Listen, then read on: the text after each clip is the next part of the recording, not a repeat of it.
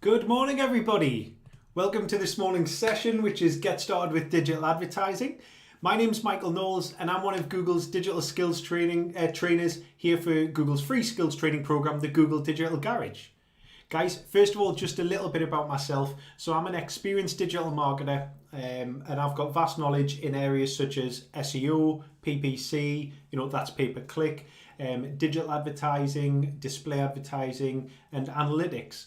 And over the next hour, I look forward to sharing with you this fantastic deck and some of my kind of best tips, best practices, to really help you guys get the most out of what you are doing as well.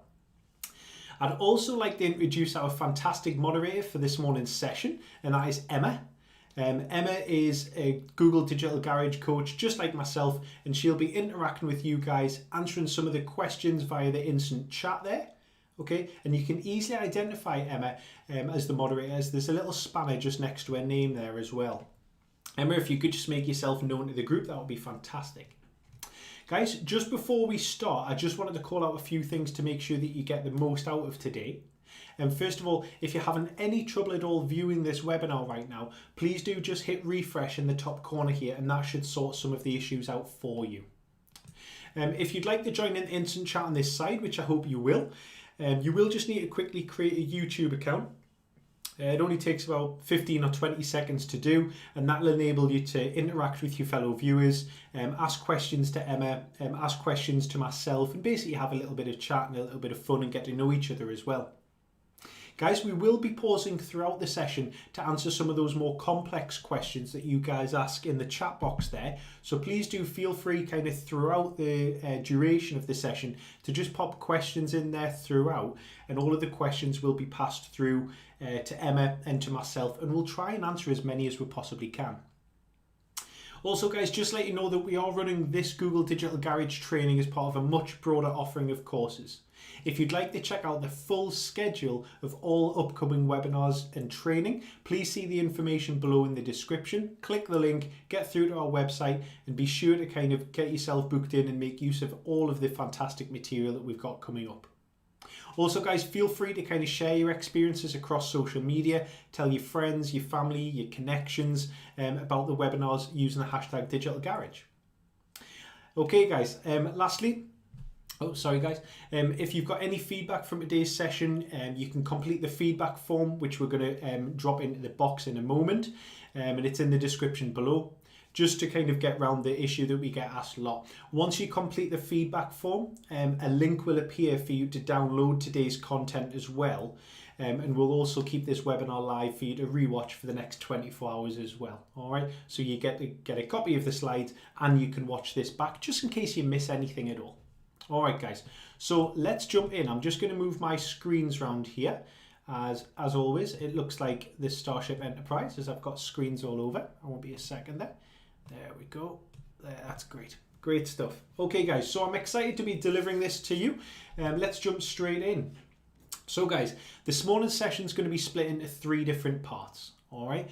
Understanding search advertising, utilizing display advertising, which might be something that a lot of people haven't heard of, and then learn a little bit about social advertising as well. Okay. Now, what's great here is we're gonna kind of touch on all of them. We're going to show you some ways to kind of get started. And the great thing is if you want any more information about going down into one individual channel, is we actually have additional content on the Google Digital Garage site that you can do in your own time as well. So we're really kind of helping to look after you there. All right, guys. So search advertising. Search advertising is advertising on search engines such as Google, Bing. I think what's that other one called? Is it DuckDuckGo? There's a few other ones as well, but the normal ones that people tend to have heard of are Google and Bing. Yeah, so that's advertising to be there. And this is what it normally looks like. Okay, so this is what you call a SERP. SERP, S-E-R-P. All right, search engine results page. Okay, now when I look left and right, it's because I've got a few screens. All right, so a SERP. What you have here is you have your standard search query at the top. Okay. And then what you have is you have an advert, which you can see in yellow there. Normally there'll be between kind of 1 and maybe 3, okay, ads that'll appear there. And you can identify that it's an ad as, if I can zoom in on my control, if you guys can see that. Emma, just let me know if my zoom's working okay for the guys. As you can see there, when I'm trying to zoom in, is there's a little green box. Sometimes it might show up in black, sometimes it'll show up in green, and it'll say ad. Okay, and that's how you can know that there's an ad being shown rather than just an organic result. Yeah. With the organic listings, okay, they normally kind of come up beneath, all right, underneath the adverts. And that's when someone's developed content, okay, and built in what we're going to touch on, keywords and phrases into their website pages and into their blogs and things like that to help them rank higher up the search engines organically. Thanks, Emma, that's fantastic. All right, guys.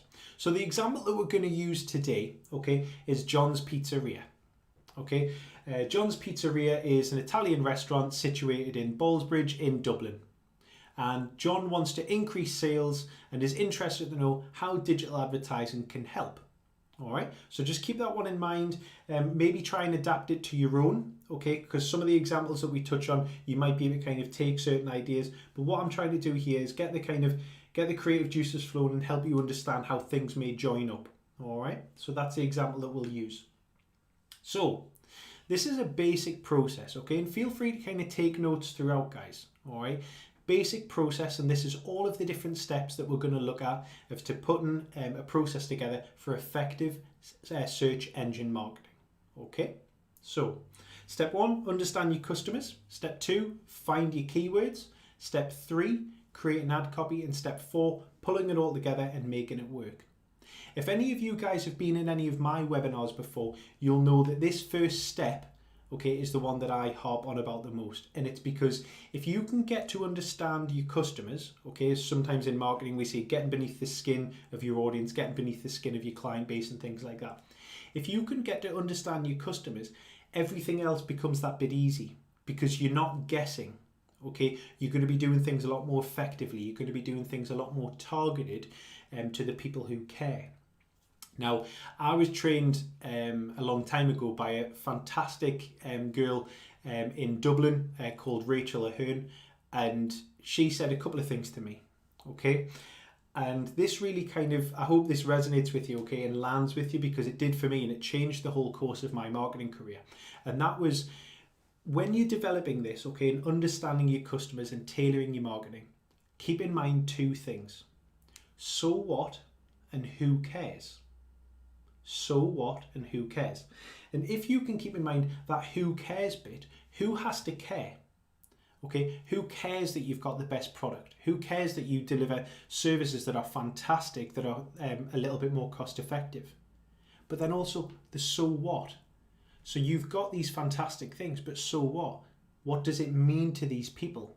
Yeah, keep that in mind, okay? Because once you start to understand your customers, tailor it around the so what and who cares. So what I want you guys to do, and Emma will pass them through to me in the chat, okay, in my doc with Emma, is what I want you to do is I want you to name 3 potential target audiences who might be searching for businesses like yours. Okay, that's all I'm asking from you. Is I'll give everything over the next hour, but I need you guys to engage, and I need you to feel as though this is a safe environment. There's no stupid questions, there's no stupid points, anything like that. This is the opportunity to put everything out there, and we can check learning and make sure that you get the very best out of all of this content. All right, so please put in the chat there, name 3 potential target audiences who might be searching for businesses like yours. Okay, what I'll do is I'll use the example of John's, okay, for the pizzeria at the minute. So John is looking for students, okay, because we all know that when we're at college and university, we ate out and had takeaways a lot, or maybe that was just me. Busy professionals, okay, 100% is, you know, when it's your turn to kind of cook over the next couple of days or something like that, and sometimes you think, should I get us a treat and get a takeout maybe? Yeah, so sometimes busy professionals when you just don't have time, and just general pizza lovers. Yeah, fantastic people. These are all kind of audiences that we can target with different methods of digital advertising. Okay, so we've named our basic kind of audiences, but where actually are they? Yeah, what you need to think about here, okay, is where, in John's scenario, can I deliver to them? Or would the pizza be freezing cold? Would it take too long? Okay. Also, if it's outside of the UK that you might be dealing with your services and your products, one, can you deliver there? And two, can you take payment method from them? Yeah. And three, would it be profitable to do that? Or would it kind of go against what the business is about, and would it cost more to get it there than the product is? In John's scenario, okay, John's looking at Ballsbridge, Sandymount and Dublin 4. Okay, so he's looking at a bigger place, a smaller town, and then he's looking at part of a postcode. Yeah? So think about that and pop them in the chat, guys. Okay, so name your audiences, name maybe some places roughly where they are. Okay, and then finally, what's actually important to them? All right, so name 3 things that are important to your potential audience when it comes to products and services like yours. Yeah, so in John's pizzeria scenario, okay, what he's got is people want a variety of toppings, they want fast delivery, yeah, and authentic ingredients. Does that kind of sound familiar to you? If you were looking for, you know, an Italian takeaway, you want that variety of toppings. You want something that's going to come fairly quickly because you're starving, and you want authentic ingredients that taste delicious and taste like an Italian pizza. Yeah. Okay, so I've got someone's popped a message on here. Emma, if you just pop it in, who it is that's popped this on there, and I'll give them a shout out. We've got different audiences from a range of different people. We've got SMEs. Some of you guys have said rugby fans, millennials generally, and creative industry professionals. So I think we might have a few different types there coming through. That's great. And that's from Catherine. Catherine, thanks very much for popping that through. Yeah, so you've got quite a broad range of kind of audiences there, and we've got Natalia who's popped something through there as well, and then we've also got Carl. Carl, thanks very much. Natalia, thanks very much for popping that through. So can you start to see how we're building this picture up, as to get underneath, okay, and really kind of understand our customers? John knows who his target audience really are. Okay, he's thought about where they're physically going to be. Okay, and then he started to understand what's important to them. Okay, what is it that they really want, okay, from a product like that? It's not just the cheapest, okay, it's the fact of it needs to be there quickly, it wants tasty, authentic ingredients, and a large variety of toppings. Okay, think about that for your business. Okay, so this next part, okay, Emma, thanks for sending those through. Step 2 is creating what you call a keyword plan. All right, so what's a keyword again? I know that a lot of people get stuck with this bit. Okay, so keywords are words or phrases that you type in, okay, that are used to match adverts, okay, with the terms that people are searching for. Okay, keywords and phrases also help either organic things come up, okay, so organic websites and landing pages and things like that, as well as the ads. It's basically the term or phrase that you're typing in, or that your target audience is typing in. And you need to be aware of what they are, okay, so that you can either tailor your content to it across your website, or in this scenario for this deck, that you can tailor your advertising to it. So you can potentially bid on the right words, okay, and attract the right kind of customers at the right point of the sales funnel, okay, to get the maximum amount of value from people searching across search engines. Any questions throughout, guys? Okay, any terms, anything like that, pop it in the chat. Emma will do her very best to answer it, and she'll pop some through to me as well, guys, just to make sure that there's nothing missed. Okay, so let's look, okay, at some of the combinations of keywords, okay, that we might use for John's Pizzeria, okay, to make sure that we get as much traffic to us, okay, and that anyone looking for that kind of takeaway, okay, or that kind of food, okay, would see our ads and potentially click and hopefully buy from us and make a booking kind of thing. So, first of all, guys, we've got keywords that are closely related to the actual business. So things such as pizza, fast food, and takeaway. All right. Then we've got things such as keywords that are closely related to the locality as to where it actually is. So we've got Ballsbridge, Sandymount, and Dublin 4D4. Okay, so we've got the bigger place, we've got the smaller place, and then we've got the kind of part of the postcode or zip code. Yeah, think about how you might want to get in front of people. Okay, or even better, okay, what about if I said think about how you might look for a pizza or a takeaway near you. Okay, what kind of things might you type in if you went to a new place? Okay, and you didn't know the best takeaways near you. Okay, what kind of things might you actually type in? All right, so then let's look at this part here, okay, which is the combination. Okay, so how we can start putting these, okay, together. This part here is what I'm looking at. All right, because what we're going to do is we're going to combine some of the words that are generally related, okay, to the locality, and then start putting them all together. So things such as pizza D4, pizza Ballsbridge, pizza Dublin, fast food Dublin, takeaway Ballsbridge. And you can start to see that we'll start to develop quite a wide plan, okay, that should cover quite a lot of bases to attract the maximum amount of visibility on Google and other search engines to try and drive people into us, yeah, and make them aware that we exist and the fantastic products and services that you guys offer. So what I want you to do here, okay, is it's a little exercise, okay, and it just takes about 30 seconds to do, is I just want you to match some of the keywords with the businesses, okay? Now, what we'll say is I'll give you kind of around 30 seconds. I might carry on talking and move on slightly, all right? And I just want you to pop into the chat, okay, some of the ones, let's just say, let's just go with mobile hairdresser in Dublin and a cake shop in Dublin, all right? Just those two, all right? Pop it in the chat, the three that you think go with each of those, all right? There's one red herring in there, okay? One of them is designed to kind of bring us on to another topic, okay?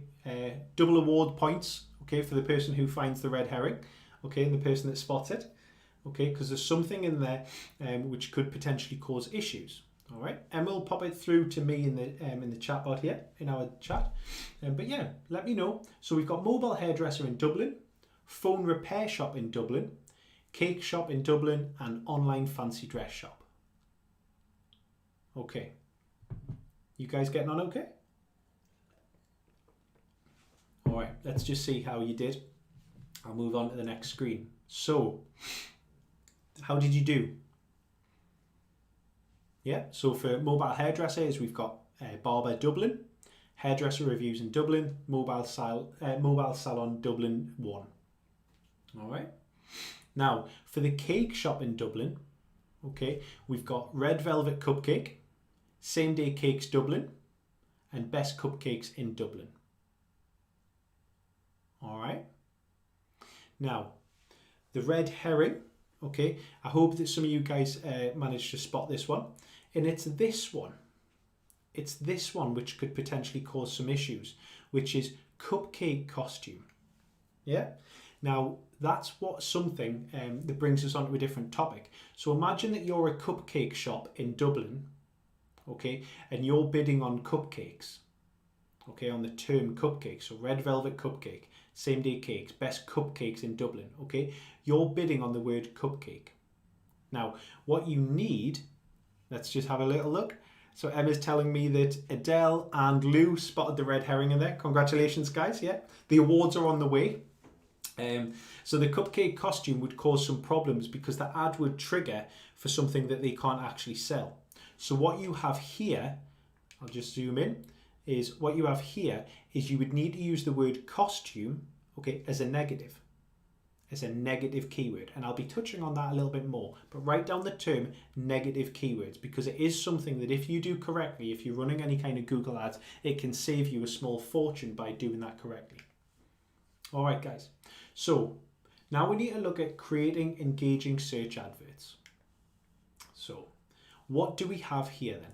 So when we've got the keywords, all right, and the tools that I would advise you to use, Emma will put some links in here for you, okay? So the tools to, rather than just thinking of random keywords, okay, there is actually some tools where you can actually find them yourself, okay, and you can actually find the data behind them. The tools that I would recommend that you look at is, first of all, inside the Google Ads platform, okay, there's one called Google Keyword Planner.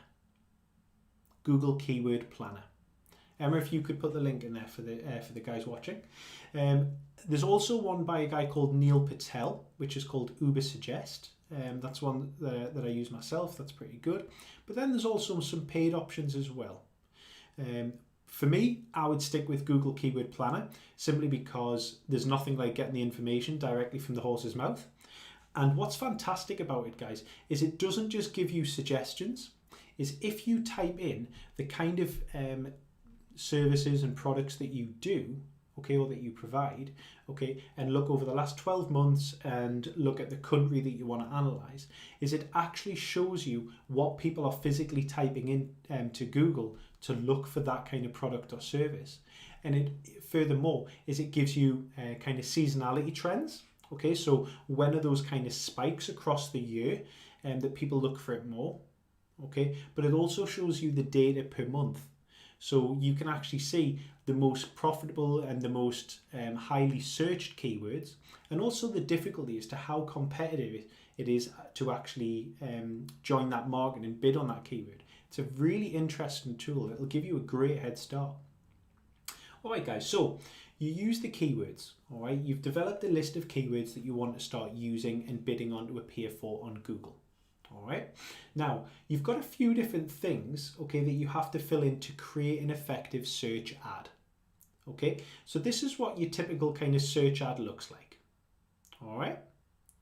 Now, so what we've got here, okay, to look at is we've got, at the top, we've got a final URL.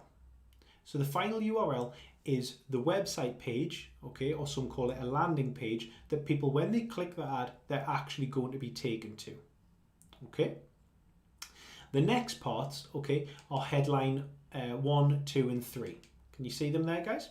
Headline 1, 2, and 3, all right? And these are the bits that show up in blue, okay? This ad's only got 2 headlines written, but now, after a trial, which we did, as you can see, it says new here, is there's actually even more space for you to shout about your business and kind of get demonstrate to the customer why you're the right option for them. All right. So in the headlines, okay, you've got up to 30 characters per line, okay, to be able to kind of get across to them a relevant headline that's going to grab the attention, okay, maybe even include some kind of promotion if you've got anything running, okay, and then a call to action in there as well. All right.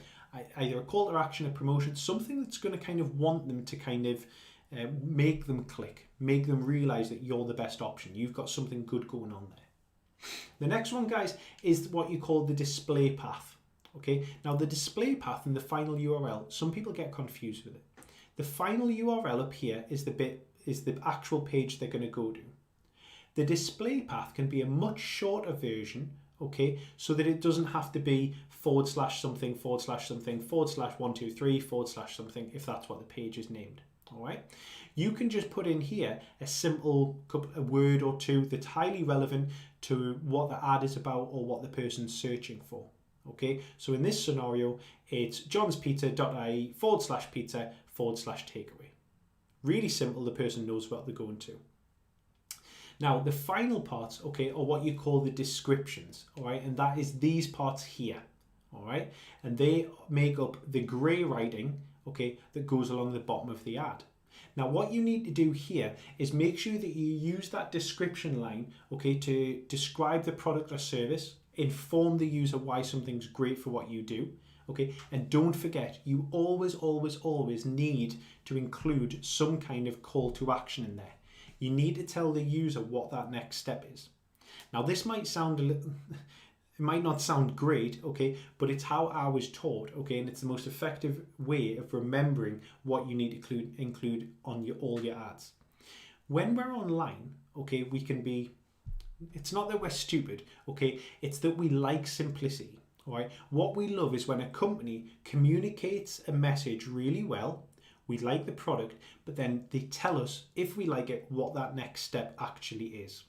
Whether it's they want us to call, whether they want us to sign up, fill out a form, register now, that kind of thing. All right? Okay, guys. So, match the ad headline to the customer. All right? What I'd like you to do here, again, just another little exercise for you, is I just want you to go on, okay, either pop it in the chat or just write it in your notes, whatever you would like to do, okay, is match the ad headline to the type of customer. So we've got people who value convenience, people who value variety, and then people who value an authentic Italian experience. Yeah? Let's see how you do. All right, guys. Just get 1 or 2 in there. Pop it in the chat. Let me know how you do it. Okay, so for people who value convenience, okay, some of the headline messaging might be scheduled delivery available. Yeah, fast 15-minute delivery. People who maybe value more kind of variety of toppings and things like that, is it might be something like that they have 17 different toppings available, a different deal every day. Who doesn't love that? People who value an authentic experience, things like authentic Neapolitan style pizza, okay, or for the restaurant, live Italian music. Yeah, makes sense. Is you've got different kind of ads that you can target at different types of audiences. Okay, the more that you can kind of resonate and speak to that kind of person, the more likely they are to click on your ad and find out more about your business and hopefully make a booking or make a purchase. Okay guys, so let's look at how we put this together. All right, this is where we start to kind of put the meat on the bones and bring it into one so you can actually see the first initial steps to get started with Google Ads. Okay, so if you've never ran Google Ads before, okay, step 1 is go to Google and type in Google Ads. I guarantee it'll be the first one that comes up. Okay, so you want to log into Google Ads, hit start now. All right, now what it'll ask you to do is, in between these 2 steps, is it'll ask you just for your basic business information so that you can create an account. All right, now step 2, okay, is you're going to click a little blue button that has a plus symbol on it, okay, and that's for you to be able to select and create a new campaign. Now it will offer you a few different choices of campaign. For this scenario, okay, what we're talking about is search advertising. So we're going to create a search campaign. So these are the text ads that come up, okay? So we're going to hit search. And the reason that we do this is there's some pre-built kind of templates and easy way round of building effective ads that we've already kind of put into the platform to make sure that it's as user-friendly and as easy as possible and get the best results from it. Now, what we then want to do is step 4, all right? We need to start selecting, okay, and write these down, guys, is start selecting the different ways of targeting people. So the first one that we're going to look at, okay, is the location, okay? The location that they are physically in, okay? Now, in John's Pizzeria scenario, okay, we know that he wants to target people in, maybe in Dublin, in County Dublin, Island City, wherever it might be. Okay, now you might be kind of targeting something in a country, you might be targeting in just certain postcodes, you might be targeting in multiple countries, sorry. Okay, but this is your opportunity to be able to target them effectively.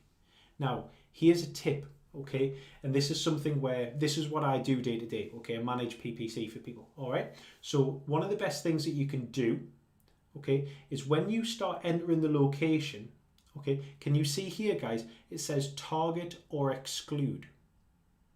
Okay, now when you enter, say you entered Dublin, okay, or you enter, sorry, if you entered Ireland, okay, as a whole, or Republic of Ireland, okay, you might have certain locations that you don't want to target, certain postcodes, certain cities. All right, it's just like for some of my clients here here in England, what I would sometimes kind of do is look at their campaigns, okay, and they might want to target the vast majority of the UK or the vast majority of just England. But what we see is that in particularly kind of competitive areas such as London over here, is that actually eats a lot of the budget up very, very quick because it's just so competitive there. And a lot of my clients are based up here in the Northeast. So it's going to be very difficult for them to win work down there on limited budgets. So what you can do is you can exclude certain zones. So it might be, if you know that you're not going to win business around exactly where your competitors are, you can actually put in their town, their postcode, whatever it is, and actually exclude it.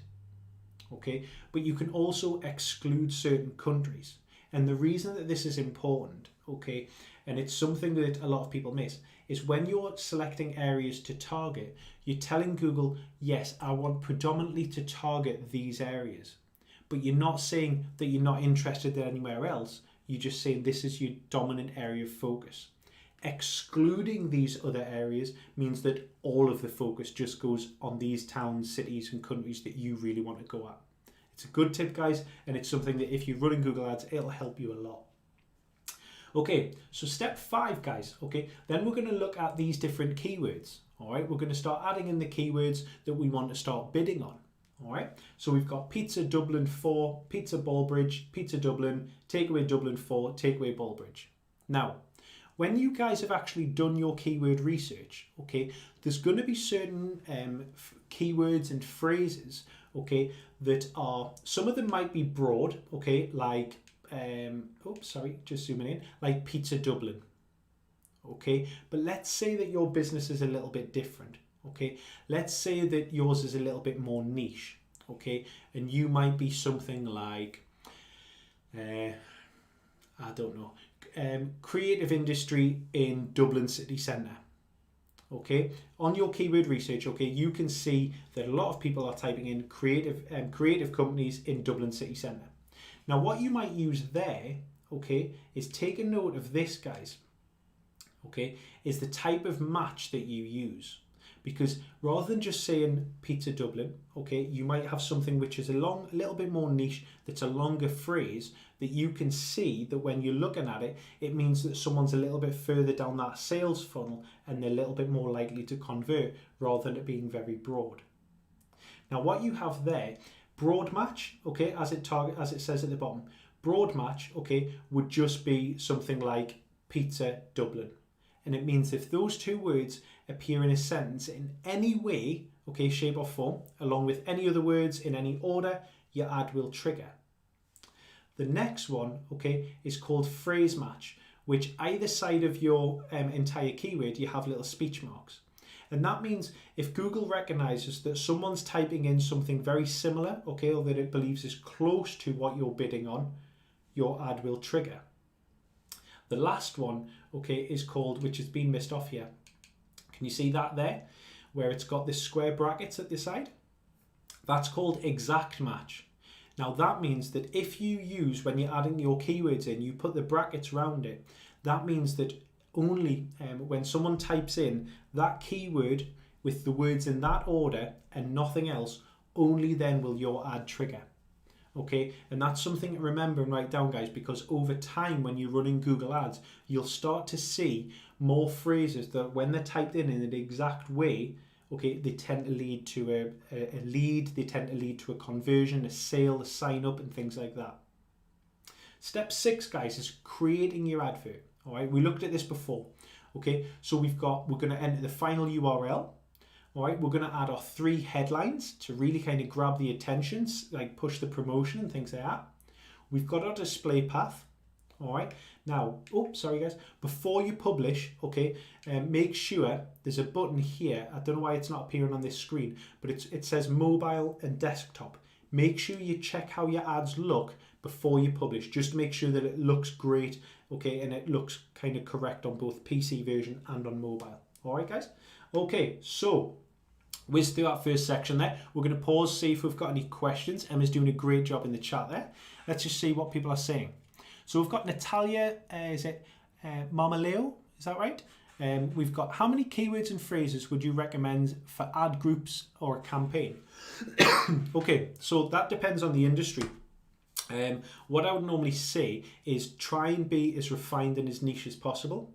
The reason being is the more relevant your keyword is to your ad and the ad is to the landing page that you take them to, you get a thing called a better quality score, which means that you and I, Natalia, could both be bidding on the same keyword, going after the same people, but if you've got a better quality score than me, okay, you would pay less for your ad than I would. Okay, so I would probably say if you can, sometimes you can have what you call single keyword ad groups, so you can have mega specific ones, but for the purposes of today, as a general rule of thumb, I would probably stick with somewhere between 5 to 10 keywords maximum per ad group. You can have the campaign as big as you want with loads of different ad groups, but what I would say is 5 to 10 keywords per ad group would get you off to a fantastic start. Good question. We've got Lula's World. Why do you need an ad for something that is popular anyway? So Lula, just because something's popular, you need to get in front of the right people. Yeah. If something's popular, how are they going to find you? Yeah. You need an advert to kind of get in front of that traffic. Otherwise, your competitors are going to get in front of them. So it's kind of that classic thing is just because you make something doesn't mean it's going to sell. Or just because you build something doesn't mean people are going to come to it. Yeah. You need to kind of market your business effectively, even if it is for a particular kind of cool product. That's why Nike, Adidas, and things like that spend millions on their advertising. They know that people are going to buy it, but they need to keep up with the market and they need to communicate effectively that they've got something new. Natalia's got another question. So, do you think setting a max bid when we do not have a big budget works better? I do think that you need to set a maximum kind of budget, Natalia, especially if you don't have an enormous budget available, then you need to kind of, think smartly about your marketing budget and about your ad spend, because especially if you're just kind of new into this, I would start relatively small. Okay, a great way to do it is if you go into Google Keyword Planner, okay, you can actually do kind of a forecast for the places that you want to target with rough kind of keywords, and it'll kind of tell you to get this kind of amount of traffic, you'll need to spend roughly this much. All right, it'll give you that kind of rough understanding, and that's a great place to start. Because otherwise what could happen is if you're in a competitive industry, you could quickly start to spend more. Okay, if you haven't refined your campaign yet, you could be spending quite a lot and it might not deliver. What I would say is start relatively small to medium size. Okay, once it starts to kind of pay for itself and you start to get a return on that investment and you start to get traction with your marketing, you can always kind of dial that budget up to get even more market share, Natalia. Great question, though. Thanks, guys. All right, so we're going to move on to display advertising. Display advertising is advertising that appears on a variety of kind of publisher sites and blogs, news sites, information sites and things like that. All right, so what are they? Okay, well, I kind of discussed them. They're the ones that kind of follow you around and appear where you think, oh, I was just looking at that the other day. All right, sometimes they are based on keywords. Sometimes they're based on users' past kind of search history and things like that. All right, so they're really powerful in terms of brand awareness and kind of pushing big messages for mass kind of brand awareness and mass amounts of traffic.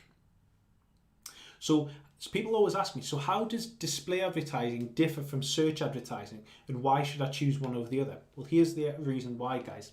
Search advertising is a bit more focused on matching adverts to users' questions, search queries, when they're actually physically searching on a search engine for it. All right, and they're most relevant, okay, when the primary objective is to generate a sale now. Okay, display advertising with the imagery and the GIFs and things like that, they're a bit more focused around serving adverts across a variety of sites, news, blogs, local websites and things like that for brand awareness, and they're most relevant when your primary objective is brand awareness or just high volume general traffic. So let's look at the process for display. It's very similar with a couple of tweaks. So again, you need to understand your audience. You need to name those 3 potential audiences. And then what we do is we look at where are they, but not where are they physically, where are they online? So let's look at John's Pizza again. All right, where are they online? So they're going to be on things like student websites, local food directories, and maybe food blogs. That's going to be perfect for John's kind of target audience, the students, the busy professionals, and the pizza lovers. All right, so how do we know where to show our actual ads? So just like Google Keyword Planner, we've also got another fantastic tool, which is called Google Display Planner. All right, Google Display Planner does a similar kind of thing, except it does it for where the images should be and where you should place your adverts. And what it does is it asks you, I'll just zoom in here. Okay, it asks you, it's all within the Google Ads platform. You just go in the little spanner in the top right, okay, and go to Display Planner. Now what you do is you type in the rough kind of products and services that you provide. Okay, you give it the page that you're going to take people to, and what it does is it actually gives you placement ideas, okay, as to websites, okay, and blogs, news pages, ordering sites and things like that, where you can actually serve people with your ad. Okay, and furthermore is it shows you the kind of ad format, okay, and it also shows you how relevant their audience is with your audience. Because sometimes, like you might have businesses who almost complement what you provide, okay? And if they could share your articles, share your advertising, share your ad will resonate with their audience just like their ads would resonate with yours. And this is a really simple way of doing that. So step 3, okay, we need to start creating, okay, and thinking about creating engaging adverts, all right? Now, make your ads visually appealing. Make sure that you're focusing on the thing that people really want to see. I was working with a group of takeaways a little while ago, and when I looked at their Google My Business and also on some of their ads, they had a picture of outside of their building, okay, like from across the road, and their shop looked great. Okay, however, when you're looking for takeaway, okay, and things like that, people really want to kind of see the goods. They want to see the food. They want to see the fantastic ingredients that go into it that make them feel hungry. Yeah? So make sure that you're using the right kind of imagery and definitely the right kind of messaging that people would like to see. All right? If you get stuck, okay, and this is new to you, maybe just start searching for a few things, okay, and see what maybe competitors have done and see which any kind of messages seems to kind of give you good inspiration and sits well with you and think, yeah, I actually like that. I'm not saying copy their entire ad. I'm saying maybe it'll help to get the creative juices flowing. All right, so how do we start pulling this all together? So step 1, you need to go to Google Ads, okay, you set up the account.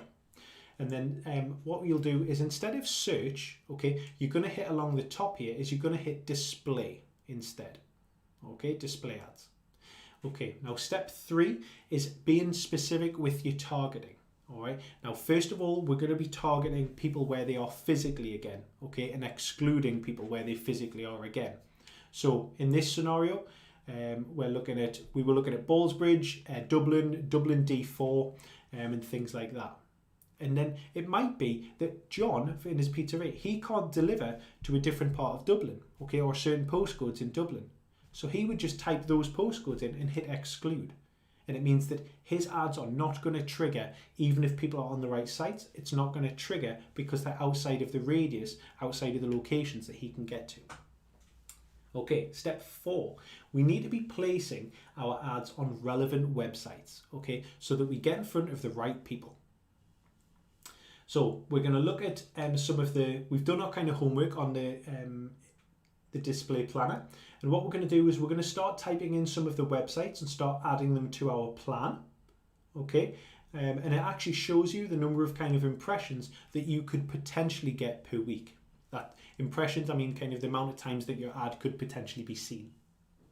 Now, step 5, start creating your advert, all right? And what we've got here is it's going to actually ask you for the images and logos that you need.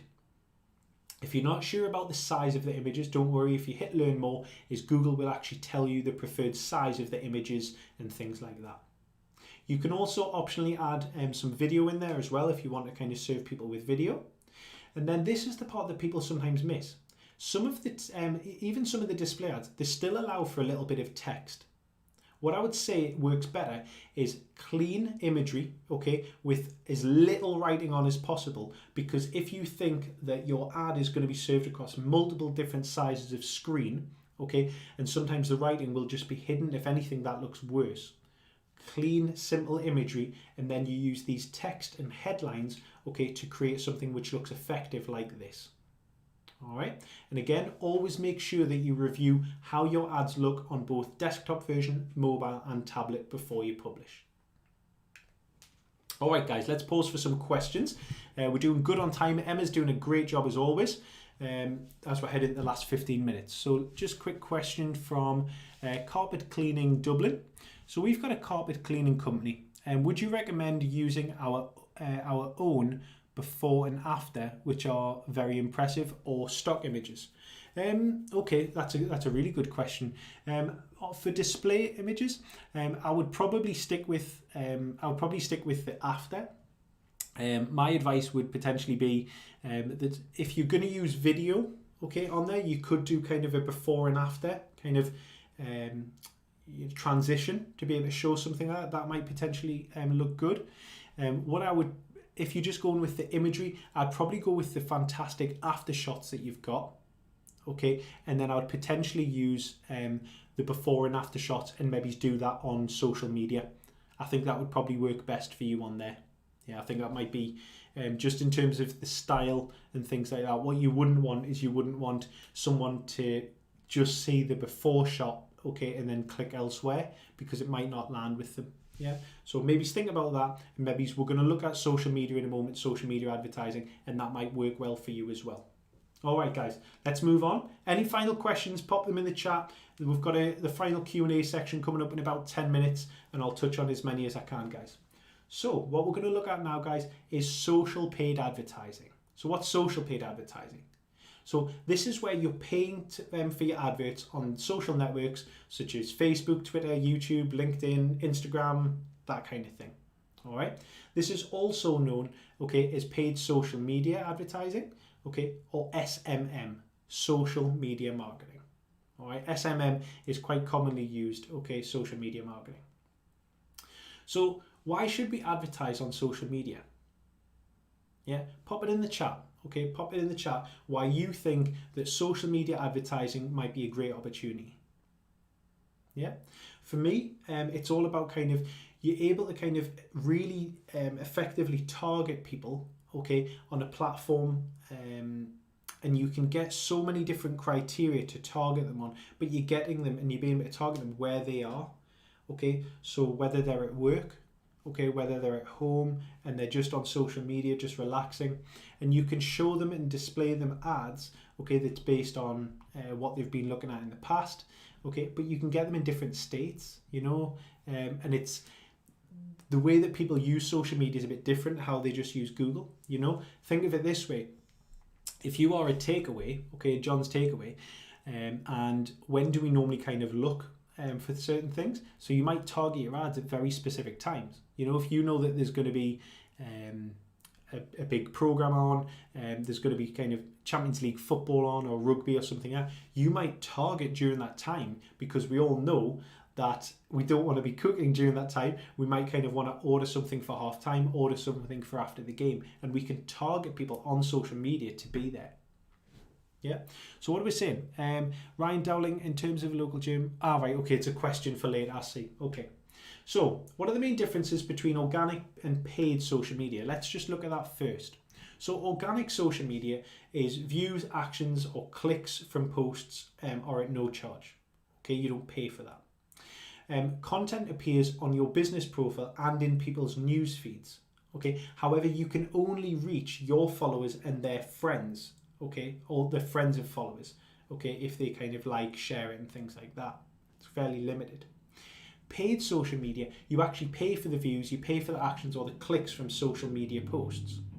But your adverts can appear in a lot more places, because you can potentially reach anyone in the world. Okay, they don't have to be following you. As long as they are on that platform, you can target them, okay, and you could potentially get in front of them anywhere in the world. It's fantastic. So, organic social media, look at the differences that we have here. All right, you've got a call to action button with the paid social media one. You've also got more opportunity to have more information on both the top and bottom of the post. Okay, but it does tell people, okay, that it is a sponsored post as well. Okay, and what it doesn't do is it doesn't tell them when the post was published, because you might have an offer that's going to be running for a fairly lengthy period of time. Okay, so you might want to just have that as kind of not evergreen content, but something that just runs and runs. Whereas if it's just an organic post, it's going to tell them when it was published, okay, and then they can see that that might have been a while ago. Let's just move on, because that's pretty much the same kind of thing. So where should I advertise? All right, this is the kind of thing that people get stuck with. All right, people often advertise, okay, and they think that they need to be everywhere across social media. Now, as a small business owner, as a marketing manager, you know, as a marketeer, okay, I've been there. I've felt the pressure, okay, of when I was a marketing manager, of someone and pressure being put on you that we need to get every possible opportunity and be everywhere. What we need to understand is where people actually are and which social media channels are most profitable, most beneficial to us, and maximize our time on those rather than spreading ourselves too thin. Let's look at the process. So, where are your actual audiences? Yeah, you need to know which platforms they're on. I'm going to show you in a moment how you find that out. Okay, because there's no point in being on, maybe for your business, on Twitter if all of the traffic that comes from Facebook and LinkedIn is far superior and they all convert and no one converts from Twitter. Okay, you might be wasting your time. So I'm going to come back to it in a moment, but let's look at also, what are your industry peers doing? Yeah, is there anything that your competitors are doing? Do they have different kind of calls to action? Is there any kind of promotions that they do? Okay, is there any kind of offers that they do, any imagery that they do that seems to resonate and get great traction? Again, I'm not saying to just copy and paste. I'm saying to maybe draw a little bit of inspiration from some of the things that they've done, okay, that you might be able to utilize to help you get off to, say, a jogging start. All right, this is the most important thing, okay, that I can say about managing social media effectively. Okay, you need to understand which platform is driving the most traffic or sales to your site. Now, this is on something called Google Analytics. Google Analytics is normally thought of, okay, by some as this big scary data monster that is only for the nerds like me. Okay, and it's not. Okay, there's a lot of numbers on here, but what I want to do today is I want to kind of help you to take the fear away from analytics and feel comfortable. All right, and empower you to want to go on there after you finish this session and think, I'm going to have a nosy around and I'm going to get some useful insights. Write this down, guys. Google Analytics is only 4 things. 4. Okay. On the left-hand side, when you log into your Google Analytics, okay, is you've got audience. Okay, audience is who are they? What demographic do they fall into? Okay, where are they? Physically, where are they? Acquisition. Okay, how did they find us? So did they come from social media? Did they come from a Google ad? Did they come from organic? Did they come from a referral site? Behavior. What do people do when they get to our site? Do they spend time? Do they look at certain pages? And then finally, conversion. Have they bought? Have they signed up? And what are they worth to me? The rest is just moving sliders, okay, and kind of looking at the different timescales. The important thing to remember with analytics is you're not going to break your website. This is reporting on what's already happened. Okay, just remember those 4 things. Audience, who are they? Acquisition, where did they come from? Behavior, what do they do when they get there? And finally, 4th, conversion, have they bought or have they signed up? Now, in analytics, okay, you can go to acquisition, then you're going to go to channels, and it's going to bring up this report that's going to tell you which social media networks are actually driving the most amount of traffic to your site, okay, and which ones are actually converting and signing up. Now, like what I touched on before, some of you guys, just like I used to, is you might be stretching yourself across 5, 6, 7, 10 social media platforms, but only 2 are actually driving any revenue for you. So why not focus more of your time on those, go where the smart data is telling you to, and put more energy into those, and either get rid of some of these social media profiles or just spend less time with them. So the targeting options are fantastic across social media, and it depends on your business and your audience. For Facebook, you can target on location, gender, age, interests, life events, you know, things like anniversaries coming up, birthdays and things like that. Twitter, you can target on location, gender and age, certain keywords, okay, and people that they follow. LinkedIn, a bit different again, you can target on their physical location, their gender, their age, their job title, which can be really useful, okay, for B2B, that's what I use a lot, okay, and then also their skill sets. Think about the platforms that might work and resonate for you, but definitely double check in analytics, okay, if you have been using a few, which platforms have actually been landing and working for you. All right, and remember that the approach, the messaging, okay, the imagery and things, it might need tailoring and it might need adapted, and that might be the reason that it hasn't been landing across certain social media sites. So look at your analytics, acquisition and channels, and it'll show you which social media platforms have been working for you. So what we've got here, guys, quick test. I don't need you to fill in all 3. Just pick one, okay, and see if you feel as though you're on the right lines. I want you to match one of these statements, okay, and tell me which social media platform you would work for one of these. So we've got, I'll read out the blue one and the yellow one. I want to target females who live in Cork, like jewellery and have a birthday coming up. Facebook, that work for you? Yeah, because you can target on demographic, where they live, the fact that they like jewelry, and they've got a life event, which is a birthday coming up. Fantastic. I want to target financial directors who work in IT and are based in Ireland. It's LinkedIn, isn't it? Because again, we can target the location, we can target the job title and the industry that they work in. So you start to see, like, for that work, to target someone like that, Facebook and Instagram wouldn't be the right kind of platform, but LinkedIn would resonate, and you'd be able to get in front of the right people by targeting them specifically about your key kind of target audiences. All right, guys, let's just answer the last couple of questions as we had in the last 4 or 5 minutes or so. So we've got Ryan Dowling is saying, in terms of advertising a local gym, what is the best way to target more clients? So what you can do, Ryan, is you could potentially do a few things. Is you could use display advertising, okay, to target people who are interested in fitness in a certain area, who've maybe been looking for dieting, getting in shape, who've maybe been looking for workouts, looking for gyms, okay. You could target people on social media using paid advertising who are interested in fitness and things like that as well.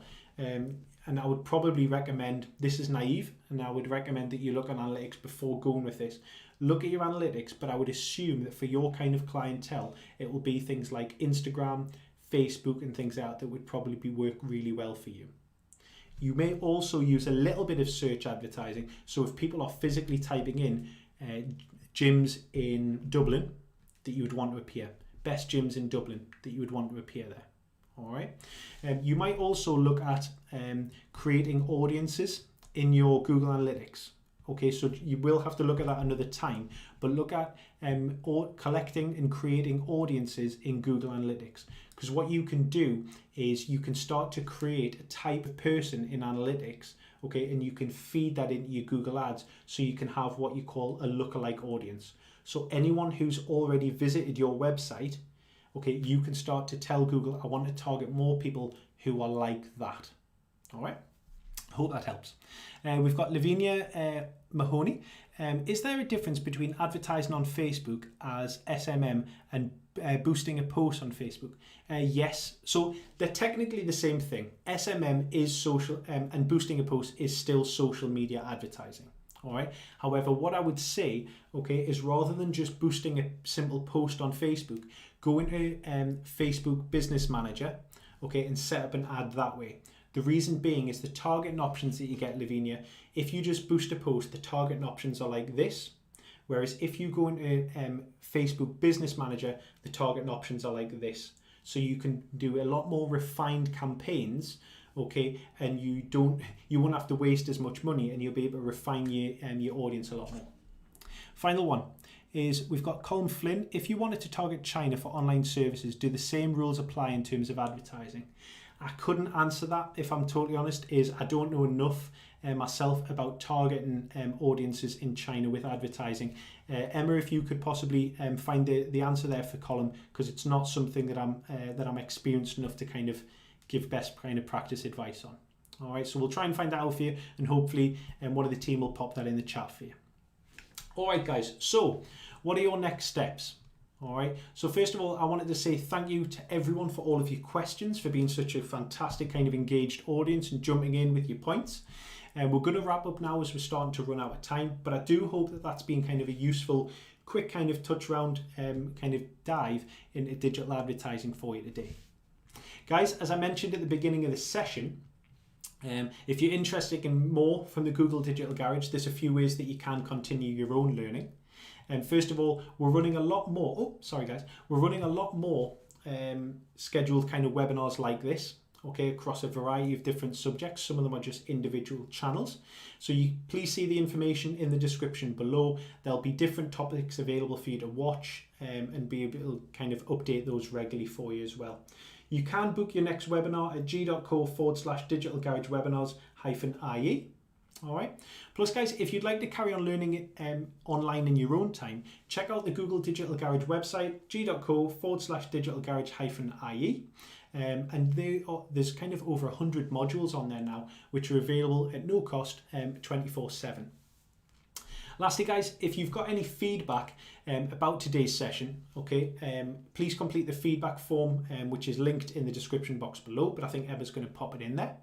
Guys, once you complete the feedback form, a link will appear for you to download a PDF of today's content, but we'll also make sure that we keep the webinar live for you for the next 24 hours to rewatch. Okay, what we'd love, guys, is it's not brand new, okay, that's something that we started doing a little while ago, but what we'd love is when you're on that form, take the moment, okay, to think about, tell us what you've loved, tell us what you've liked, tell us anything more that we could be doing to help individuals, professionals, and businesses like you maximize your opportunity and really do better online. Anything else that we can be doing, guys, constructive criticism is the way to kind of continue to develop, and we welcome that always. Guys, give us a shout out on social media. If you found this session useful, hopefully you have, your friends will, your business connections will, your family will, anyone who's in business.